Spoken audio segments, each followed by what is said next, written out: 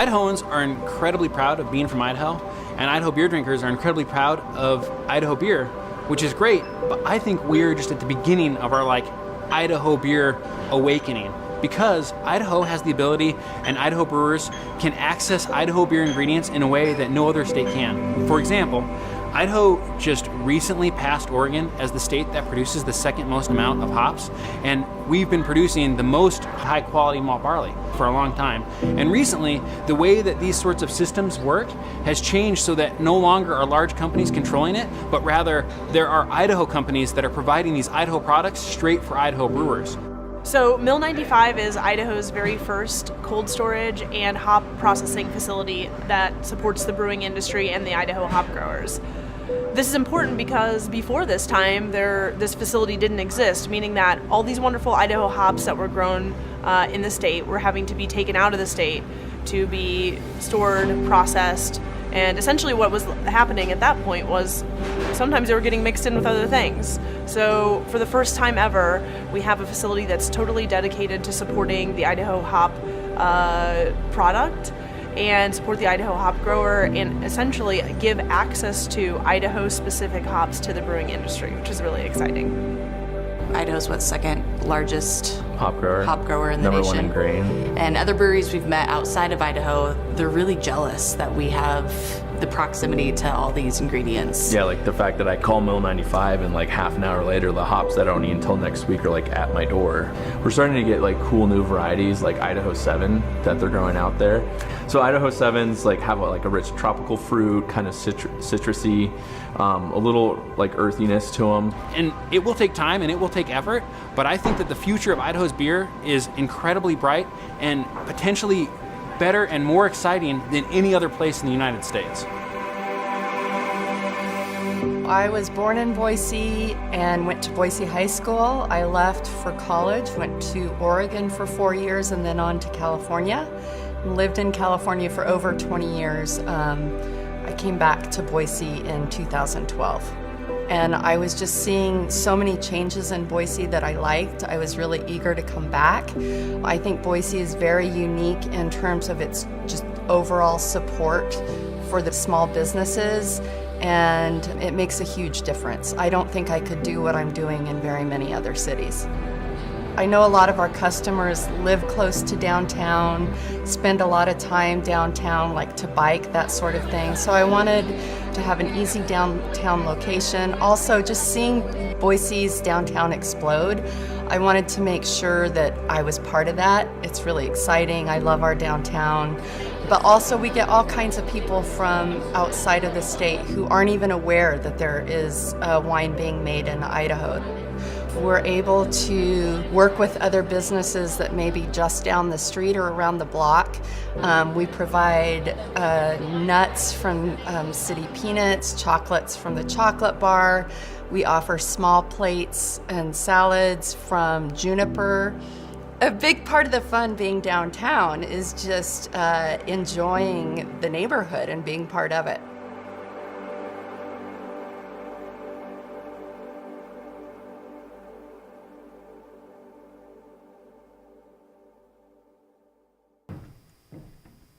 If you need a reminder, the bar's still open. I'm wishing I had my glass of wine right now. So, next speaker. Our next speaker is Eric Brion. And when he decided to expand his business in downtown, he had a special corner set aside for something very important, beer taps. Actually, 2 taps for beer and 2 for kombucha. Eric Brion founded what is now one of the world's largest vacation rental companies while living in Boise 10 years ago. Vacasa today has more than 2,000 employees worldwide. More than 100 of those employees, from market analysts to software engineers, get to enjoy the beer taps in Vacasa's newly expanded space at One Capital Center. Are they hiring by chance? Just kidding. Although Vacasa is headquartered in Portland, much of the company's growth has been right here in downtown Boise, and there's good reason for that. Please welcome the CEO of Vacasa, Eric Brion. When asked, Eric says his favorite thing about downtown is its unique, easy access to the outdoors, the foothills, and the Boise River, but we think his beer taps are pretty cool. Welcome. Thank you. Very attached here. So as Mindy mentioned, she kind of mentioned that our headquarters are actually in Portland, not Boise. So that probably has you wondering a few things like, why is a guy from Boise here? And I mean, why is a guy from Portland here? And why would he live in Portland? I'm going to start with the second question first. This is more advice for those of you who are still single. If you're thinking about getting married, you should ask the important questions like, are blue skies better than gray? Are open roads better than traffic? Slipped up along the way, but I still love it here, still prefer it here, which leads me to why I think I am relevant here today, which, when Mayor Beater says how wonderful Boise is, you can't really trust the guy. He's a little bit biased. But me, I live in Portland. I know how good it is there, and I know it's even better here. So I think that's the perspective I can bring today. Jumping back to what I love about Boise, I said something about the proximity of just how many great restaurants there are, how many great coffee shops, how many great employers there are, yet so proximate to the outdoors. That's really what makes Boise Boise. There's lots of great cities, there's lots of great places to live. They're not often merged into the same place, but I've been rethinking that answer as well. And I think the real answer here is the people. Because of those great things, you just have such incredible people that congregate in Boise. People don't end up in Boise by accident. They're here because they wanted to move back here, or they wanted to be here. And I think that's just a huge part of why we're in Boise, why we continue to recruit in Boise. So we have a great office just a few blocks away. Simplot was kind enough to build this new office to vacate their old CenturyLink office. Turns out with some heavy renovations, you can make it not quite this nice, but nicer than it used to be. So we're very happy to have our office here. We have about 150 people here, and we're hiring like crazy. We have a huge office that we just built in Portland. We have about 100,000 square feet that we just built out there. And so we're preferring to hire in Portland because we have empty seats. Meanwhile, here at CenturyLink, we've already filled out 2 full floors, and we need to look at another and go through that whole process. And that just speaks to just how many great people are either in Boise or want to be here. So for those of you just who don't know who I are, I've got to get a little bit of free advertising out of this, right? My company paid for the plane ticket here. So we're not food, but we do have beer taps, we do have great jobs, and we are in the hospitality space. So what Vacasa is about taking care of people's second homes and making them available to others. So if you have that home in McCall, you have that home in Ketchum, or you're going there as a guest, that's what we're there for. We make the whole part simple so you can just enjoy your home and not worry about it. We do that for you. So thanks a lot.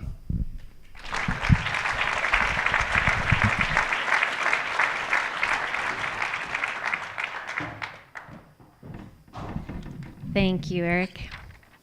Our next speaker is Garrett Lofto. When we talk about successful downtown Boise businesses and we talk about food, then usually we might be talking about the J.R. Simplot Company.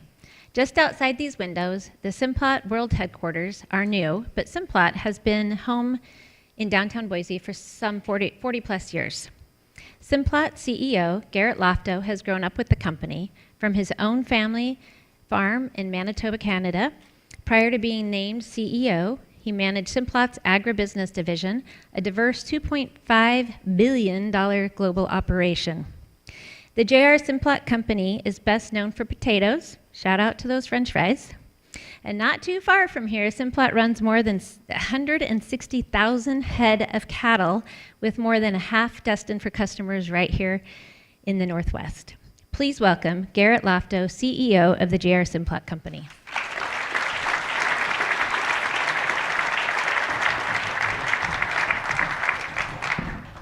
Well, good afternoon.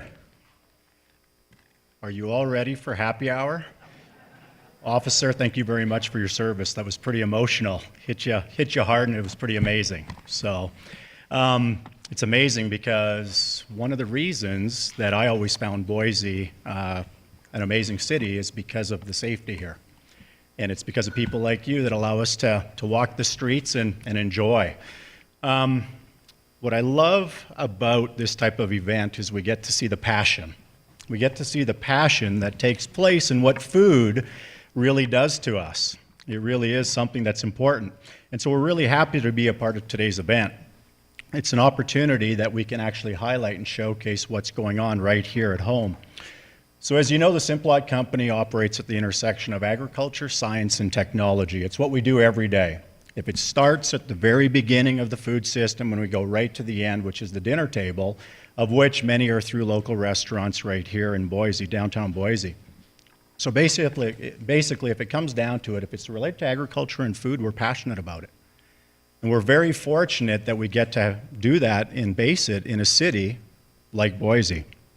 So over 90 years of growth, Mr. Simplot started the company 90 years ago, and our headquarters started in Declo, Idaho, and has transitioned over to this campus here, to this site. And we look at that, and really, what really was the impetus for it was the ability for us to have this JUMP facility. And JUMP is an acronym. It stands for Jack's Urban Meeting Place. And it's about actually disconnecting yourself from the ground. It's about taking that leap. It's about taking a leap to do something different and to take risk and to innovate.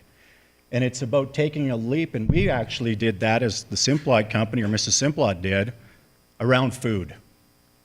It was taking risk, and it was trying new things. We're well known for the frozen French fry. It took a long time to develop. It was a big leap, and Mr. Simplot actually said, hey, talked to Ray Kroc at McDonald's and said, hey, Ray, I can solve a problem for you. Your potatoes are stored below your restaurants. They're spoiling all the time. If we can create and invent a frozen French fry, we can actually solve your issue, and that's what took place. He committed to it, and he delivered on it. And that's what a lot of the local people here do every single day when it comes to the restaurants. And what I want to do is I want to focus on something a little bit different. I really want to focus on what the panel I thought did a great job, and Lynn and everybody associated that's spoken so far talked about leveraging and connectivity. Okay? For us, when we look at it, we operate with these nowadays, these phones.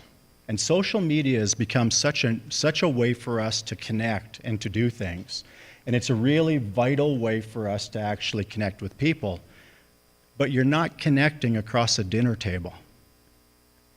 And so what we do every single day, and I can say when we're working with customers and stakeholders in the Simplot company, what we're trying to do is create a connection.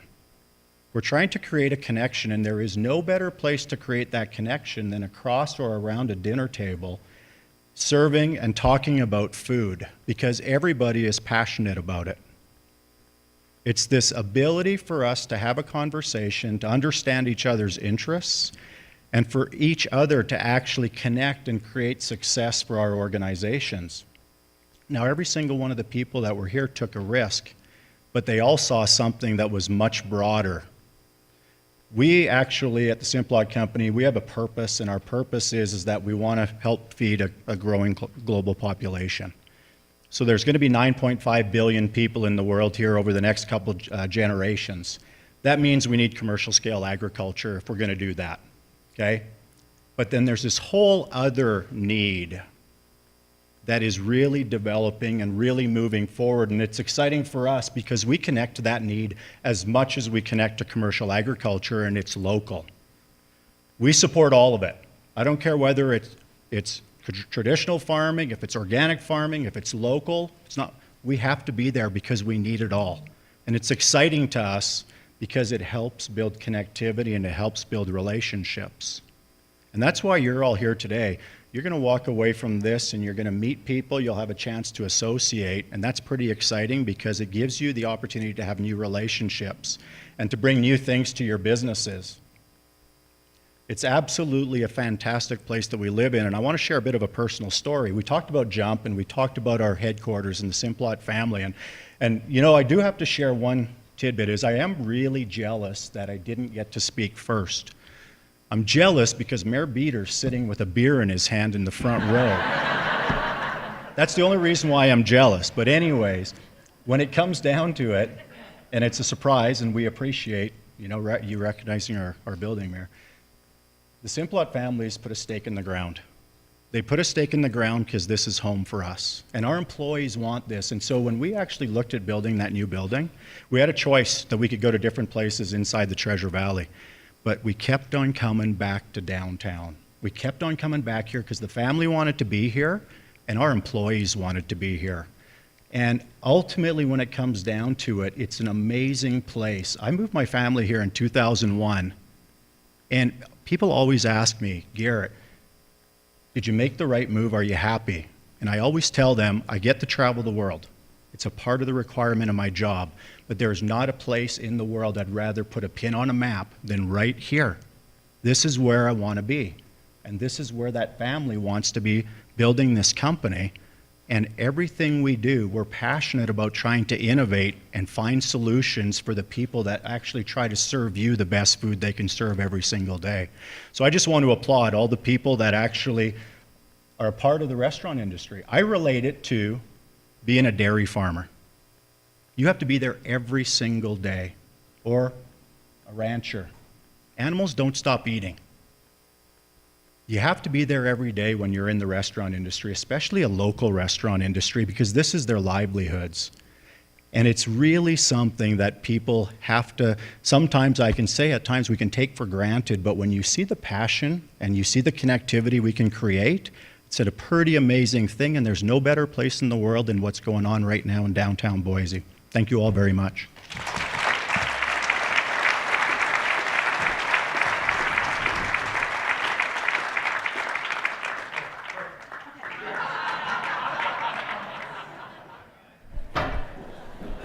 So the least I can do is buy Mr. Lofto a beer. It's the North Fork from Pay It Brewing. It's on us, sir. Thank you very much. Well, our final speaker today is not on your program, and he deserves to be. But there is a good reason why. I'm going to admit it took me a while to think of who can take this program, this message that we're trying to present to you today. From Kelly's Canyon Orchards to the Simplot Company, from the Still ice cream to Chandler's, how do we take this message to appreciate and value and support what we're building in downtown Boise, which is so multifaceted? How do we really bring that message home? And then I saw him in the newspaper. Chris Komori is downtown Boise's newest business owner. He and his partner, Remy McManus, and very convenient for Vicasa, are opening their new restaurant in the space at 9th and Main in One Cap Center. Chris is an award-winning chef, formerly of the restaurant State and Lemp. He is Boise's 3-time James Beard semifinalist nominee for Best Chef in the Northwest. He's a distinguished alumni from the College of Idaho. He says his favorite thing about downtown Boise is what he calls the hybridization and accessibility of downtown. The tops of the buildings read financial, legal, professional. The streets say hang out and enjoy. It's both commercial and community. And he brings a growing stake in this community, as Chris is a husband. His wife Allison is here today. And their father, he's a father of a 3-year-old and soon to be one more. So congratulations. It is my privilege to welcome James Beard nominee chef and downtown's newest business owner, Chris Komori.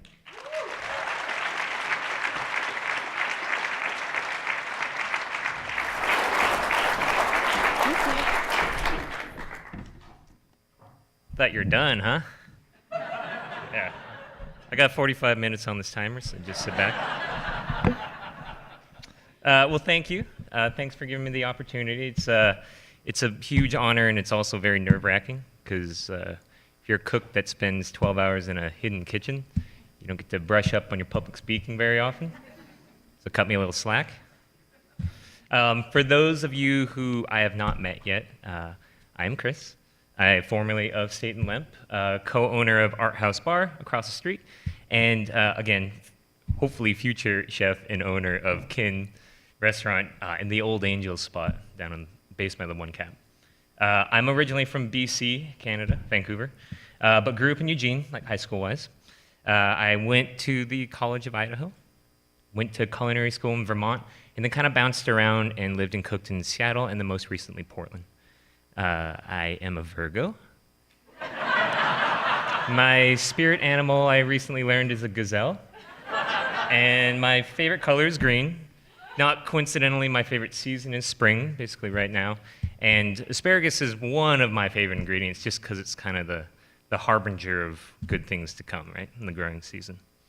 I'm 35 now, and I've been in the food industry for 20 years, since I was 15. In high school, I started working on organic farms. And then when I came here to college, I basically made my way in the dish pit, moved to serving, cooking, managing, basically every position in a restaurant. Beyond that, I've been in food retail. I made salami for a while. I was a wine hand, a cheesemonger. I even had a little pickle business that was sold at farmers markets. So, I fell for the food industry, and in particular the restaurant industry. I loved the craft and the detail of cooking.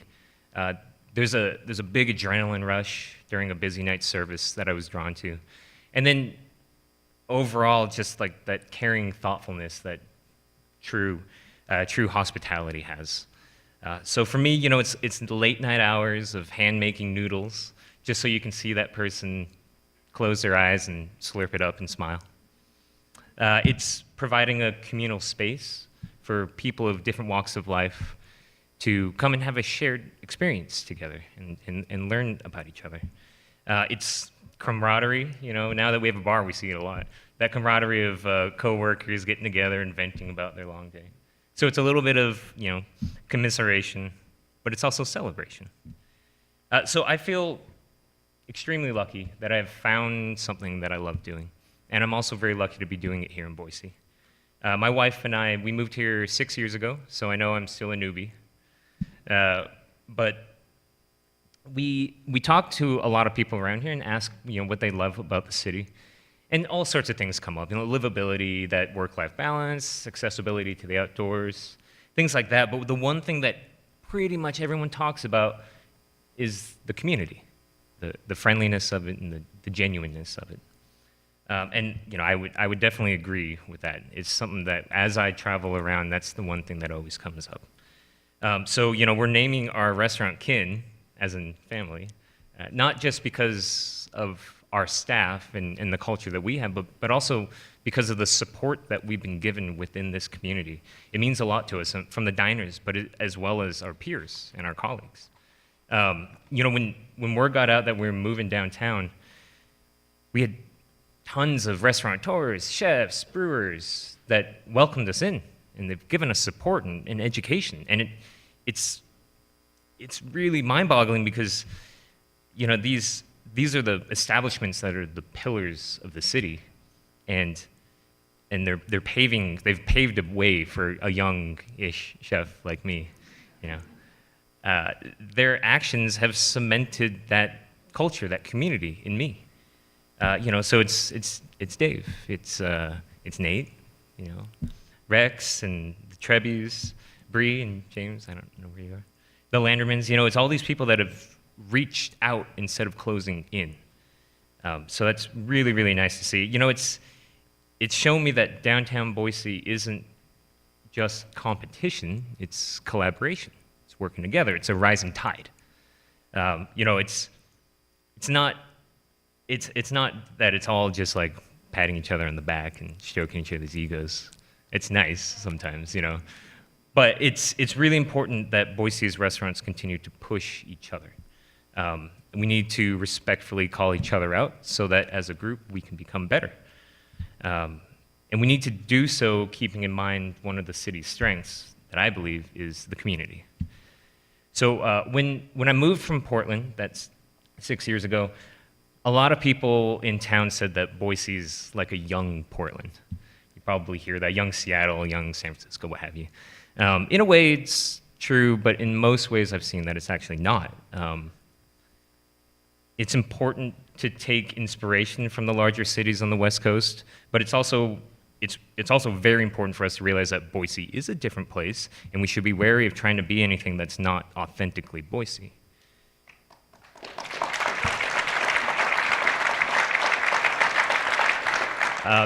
Boise's food scene, restaurant industry in particular, it's never going to be Portland's, and that's not good or bad. It's just unique and it's different. So on that note, I can't tell you what Boise's culinary identity is, but like a lot of the people have been talking about, it's got to be linked to the geography and the people of the area. We do have a great history of agriculture here, and it's not just agriculture, it is accessibility. I know 100 miles away is hard to access, but it's there, and it's available to us. So it's both the large endeavors, but it's also the small CSA-driven farms that are integral to the local food system. You know, sure, people know about Idaho potatoes and whatnot, but you know, there's not much talk nationwide about the potato family, Solanaceae, which are the nightshades. And you know, what I've seen coming from other areas is the nightshades do really well in this region, soil-wise. That's tomatoes, eggplants, peppers, tomatillos, things like that. You know, so it's much, much more than just potatoes to me. But you know, Boise also has a thriving music industry. Treefort, thanks to them. And that's great because food and music go hand in hand. I mean, the other arts as well, they're maybe a little bit more unsung, but visual arts, theater, dance, these are all like, it's a great cultural center that we have here. And what I've noticed, and probably most of you in the room, we're surrounded with people that work very hard, but then are also able to step out and enjoy the natural beauty around them. If you could see if these blinds weren't down or up.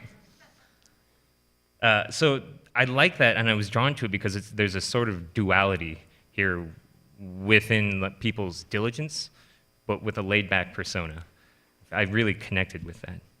So I do like that, and I also like that as a city there's a lot of empathy, and there's a lot of kindness as well.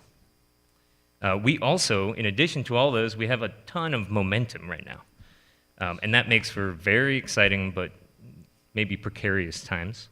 You know, the polls and the livability scores and things like that, you know, they're great to hear, but it's also putting a national spotlight onto a place that sometimes enjoys being the underdog, you know? So the expectations of the city at large are growing quickly, and it's a question of, are we up to the challenge of that? When we were at State and Lemp down the street, we were just this quirky little 22-seat, almost destination restaurant. Nobody thought we were gonna make it. I mean, I kind of also didn't think so. But we were able to develop our own style, and within that, we got a small but very loyal following that continued to grow over the years. We had success, but we decided that we still needed to change and to push ourselves. We enjoyed kind of being off the beaten path and hidden a little bit, but now that we've committed to coming downtown, it's really opened our eyes to a road for us to get to what we want to become. You know, we want to grow our staff. We have an amazing staff, and we want to grow that a little bit. We want to reach more people, and we want to collaborate with all sorts of businesses downtown, not just food related. We want to integrate ourselves with the community that has given us the time to mature and grow. And moving downtown, you know, it just like raises the ceiling and gives us way more potential. So it kind of feels a little bit coming downtown like we've been invited to the adults table at Thanksgiving. And just like the city, there's a greater expectation on us now, and that is terrifying. But we're ready to step up to that because we know we have the support of people in this room and others. And we also know that we're just a small piece of a larger puzzle now, and that feels really great.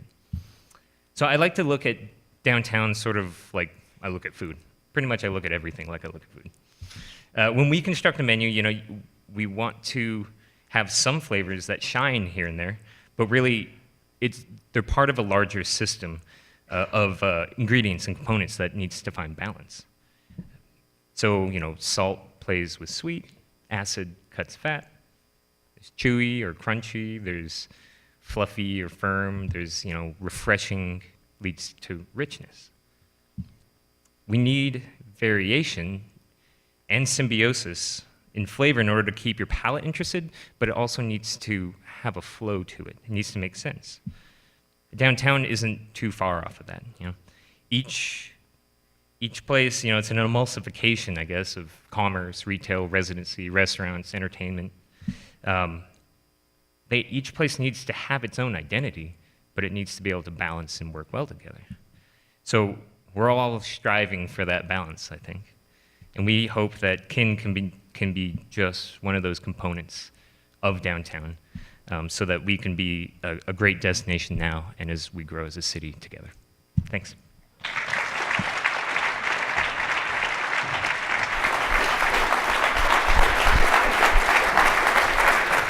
Chris, can you come back up here for just a second?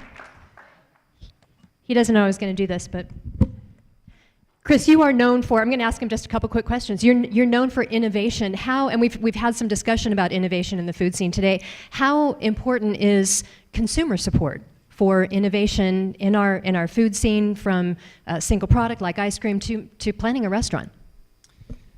Well, we wouldn't be able to do what we do without the consumers. For us in particular, we have an interesting setup. Kin will be somewhat set up like State and Lemp was, which is to say, we have a menu, but you don't get to choose. It's great for us. But within that, there's a trust on both sides. There's also, we need the consumer to be willing to try, to be curious. You're not going to like everything. Everyone has different palates. But it's great for people to come in and say, oh, I hate beets, but I loved that beet dish. It's just a different perspective. So we just want people to come in and have an open mind, and to drink and be merry. So. I had an ulterior motive. I'm hoping my husband is listening, is what I'm hoping. Yes, and my daughter is laughing, so there you go. You've got a cool space there at the Old Angel space. It's got kind of a cool patio, a cool out-down. I don't want you to give away anything. I know things are in the plans, but can we expect maybe some arts performances or that kind of thing, kind of a multi-use in your space? Yeah, I mean, I didn't know this prior to going in, but we've been told by a lot of people now that it was the original home of Shakespeare. And it makes a lot of sense when you're sitting down there looking out at it. It was something that we didn't necessarily expect, but we're into it. We've had dance performances and things from Ballet Idaho and LED, a group of them, and we would love to have a little bit more of that. I mean, it's such a unique space of having so much green space right downtown, and you're still kind of tucked down a little bit. It's hidden away, even though it's right in the heart of it. It's really, really cool. So we've through the menu development of State and Limp, we did a lot of collaboration with artists, visual artists, more than anything. And we want to continue to do that. We get inspiration from them, their techniques, what drives them. And it just allows us to see food with a different set of eyes. And we'd love to start doing that with theater, with dance, with music, especially too. So. We have a great arts and culture community, also excited to have that opportunity. And finally, we talk about downtown's expanding, emerging culinary identity and how we're still developing that, whatever that may be. And it will probably never be anything. It will probably always be evolving.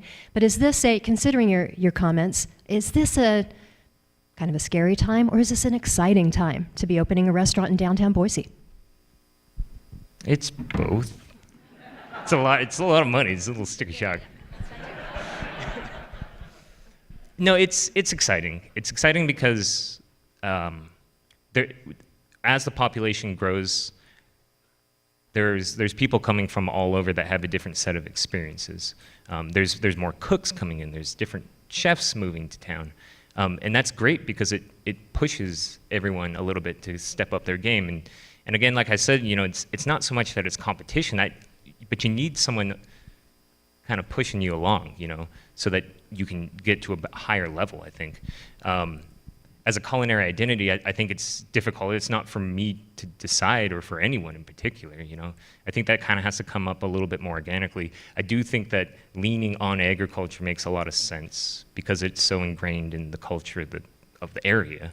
And that's becoming a huge thing. I mean, Nate's great at it, and it's true. It's like you gotta, as a consumer, you gotta go in and you gotta ask, and you really have to think about what's on a menu. And that's gonna help these small businesses find a voice, I think. And as each person and each restaurant starts to find it, I think collectively we'll start to see something form. Thank you. Welcome to downtown Boise. Chris, thank you very much. And thank you very much. In your bag, I have a couple final announcements, but in your bag you have a ticket. Please find that and take it out. And if there's an empty bag next to you, I won't tell anyone if you search for the ticket in that empty bag, because we have 2 downtown Boise gift cards worth $50 apiece that we are just itching to get rid of. Finally, I hope, as Angela said earlier, that our program today has made you more aware, more interested in the value that our downtown Boise food scene brings. I want to thank, is Dave Crick still here? I want to thank Dave Crick for oh, there you are, Dave. I want to thank Dave for connecting me with Guy Hand. Guy could not make it today, but his videos are artwork, and they will be posted on our website and on our social media coming up. Seasonality. Robin Kelly mentioned know what's seasonal. Also, in your bag, I said you had some cool stuff in there, is a magnet from our friends at the Department of Agriculture that tells you what is in season throughout the year. When we were talking about this program earlier, I saw those. I'm like, we've got to put those in our bags. So those are courtesy of the Department of Agriculture, and I can tell you those are going on it's going on my refrigerator as soon as we get home. I don't know if Chris's restaurant is going to be open in time for Dine Out Downtown Boise Restaurant Week, but that's coming up at the end of October. And insider tip, tickets go on sale Friday for Capital Table. This will be our third year of Capital Table. It is a showcase of the variety of downtown restaurants on a long family dining table. We're going to expand it a little bit this year, but it is Idaho's largest dining table in the middle of downtown Boise. It's coming up September 8th. It's sold out each year. It is really the only ticketed event besides this one that the Downtown Boise Association does. It's right before Dine Out Downtown Boise Restaurant Week, so it's meant to build a little buzz for, again, our exciting downtown food scene. Tickets go on sale Friday. So you got the scoop for Capital Table. Please sign up your mom. We've got sign-up sheets in the back near the bars, which are still open till 5:30. We're giving away downtown Boise shopping sprees for Mother's Day. Bring Dad downtown for brunch for the Father's Day car show. So again, hopefully today we just help raise your awareness of really the incredible city that we live in. Thank you, Mr. Mayor. Thank you for all of you in this room who've given this city your time, your dedication, and truly your heart. Because I do have 2 of our 3 children in this room today. And that's why I do what I do. I think that's why a lot of us do what we do. We want this city, it's going to grow. We want it to be a city of opportunity. And if our kids leave because life takes them somewhere else, that is life. But not to leave here because we lack opportunity. Boise is a great city, and we are very blessed to be here. So thank you for your time today. Enjoy the state of downtown. We are blessed to live here. Have a great evening.